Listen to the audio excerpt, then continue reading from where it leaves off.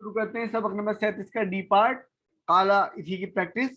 کچھ نیا نہیں آئے زیادہ پڑھنے کے لیے, بس آپ لوگوں سے درخواست ہے جو جتنی زیادہ پریکٹس کریں گے وہ اتنا زیادہ سیکھیں گے. اگر واقعی میں قرآن کریم کو سمجھنا چاہتے ہیں اس معاملے میں تھوڑے سے بھی 0.001% بھی سیریس ہیں تو میں درخواست کروں گا کہ اپنی نوٹ بک اور قلم نکال لیں اور جو بھی سوال جواب پوچھے جانے والے ہیں ان کو لکھیں ضرور.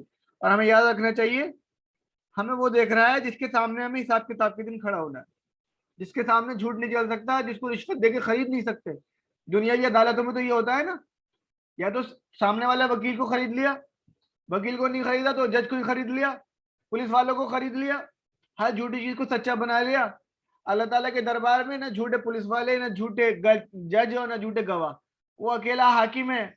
اور اس کو کون رشوت دے گا, اس سے کون یہ کہے گا. اچھا دنیا میں ایسا بھی ہو سکتا ہے کہ زیادہ کوئی چرم زبان وکیل ہو تو وہ کہہ دے جج صاحب سے, جج صاحب آپ کو نہیں پتا, آپ کو اصلی بات نہیں پتا, میں بتاتا ہوں. اللہ تعالیٰ سے کون کہے گا اللہ تعالیٰ آپ کو نہیں پتا میں بتاتا ہوں, اور آپ کی طرف سے کیس کون لڑے گا وہاں پہ؟ اللہ تعالیٰ کے دربار میں آپ کی طرف سے کیس کون لڑے گا؟ تو اس میں تھوڑے ہوش کے ناخن لیں, اس کو سیکھیں. یہ ٹیبل ہم نے پڑھی آج. قالا ذاقا تابا کانا قاما زادہ قیدا قادا شاء خافا. اس ٹیبل کو لکھیے, ضرور لکھیے, تھوڑا سا ٹائم لے کے, پاز کر کے. اور یہ اس کا سولوشن ہے گا, اگر ایک لکھنے کے بعد چیک کریں گے تو زیادہ اچھا رہے گا. اور سولوشن دیکھ کر ایسے پڑھ لیں گے تو کوئی فائدہ نہیں ہوگا, یاد ہی نہیں رہے گا یہ, کیونکہ عربی ہماری زبان نہیں ہے.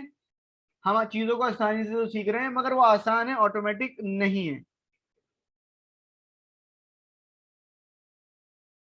اور ہوم ورک قرآن کریم دیکھ کے پڑھیے, اتنے بہت سارے الفاظ کریے, 58,000 الفاظ آپ سے آتے ہیں, ان الفاظ کو سیکھیے اور خوب سیکھیے اور رکیے اور میننگ پہ غور کیجیے, اور اس کورس کے بارے میں دوسرے لوگوں سے بات چیت کریے, اور اس بات پہ خوش ہو جائیے کہ اللہ تعالیٰ نے آپ کو چنا ہے قرآن سیکھنے کے لیے.